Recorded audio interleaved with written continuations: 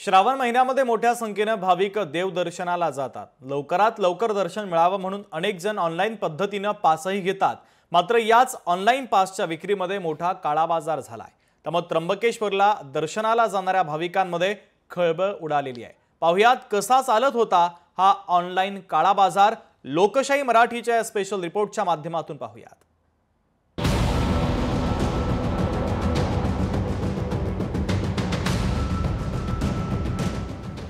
त्र्यंबकेश्वर दर्शन पासचा काळा बाजार, भामट्यांकडून अनेक भाविकांची लूट।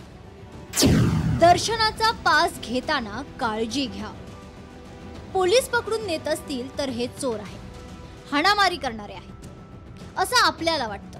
पण मंडळी, या भामट्यांनी लोकांच्या श्रद्धेशी खेळ मांडलाय। 12 ज्योतिर्लिंगांपैकी एक असलेल्या त्र्यंबकेश्वरच्या भक्तांची यांनी फसवणूक केली आहे। दर्शनासाठीचे 200 रुपयांचे ऑनलाईन पास चक्क 1000 रुपयांना विकलेत। म्हणूनच पोलिसांनी 5 जणांच्या टोळीला अटक केली। आतापर्यंत त्यांनी अनेक भाविकांना बनावट पासद्वारे दर्शन दिल्याचं उघड झालं। मंदिर समितीच्या वेबसाईटवरून हे भामटे पास खरेदी करायचे आणि तेच पास जादा रक्कम आकारून विकायचे। हे किती दिवसापासून चालू होतं याचा देखील सखोल तपास आम्ही आपल्या तपासात करणार आहोत। आणि एकंदरीत या सगळ्या गोष्टीमध्ये जवळपास 5000 भाविकांना आतापर्यंत त्यांनी पास आतापर्यंत अजून पुढे वाढणार आहे। तर या पद्धतीने लोकांना त्यांनी तिकीट विक्री केलेली आहेत की जी ऑथेंटिसिटी नाही आहे, वास्तविक ते तिकीट हे नॉन ट्रान्सफरेबल आहे। मंदिर समितीच्या वेबसाईट मधील तांत्रिक त्रुटींचा फायदा घेत हा काळा बाजार केला जातोय। दर्शनाचे पास मोबाईल आणि बनावट आयडीच्या सहाय्याने भाविकांना ते विकले जात होते। महत्त्वाचं म्हणजे हे सगळे आरोपी त्र्यंबकेश्वर मधलेच आहेत। त्या व्यक्तीचं व्हेरिफिकेशन होणं अत्यंत गरजेचं आहे हे आता आमच्या लक्षात आलं।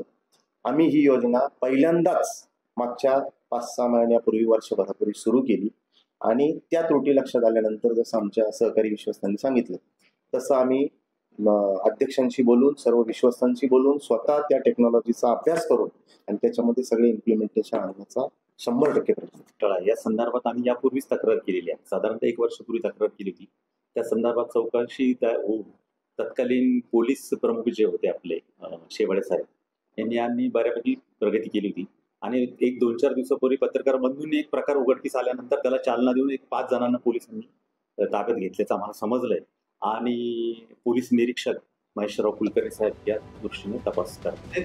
श्रावण महिन्यात भाविक मोठ्या संख्येने त्र्यंबकेश्वरच्या दर्शनाला जातात। त्यामुळे मंदिर समितीने तातडीने वेबसाईट मधल्या त्रुटी दूर कराव्यात आणि भाविकांची लूट थांबवावी अशी मागणी होते।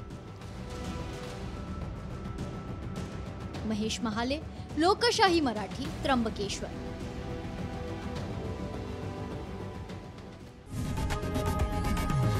लोकशाही मराठी ऐका, पहा, जागरूक रहा।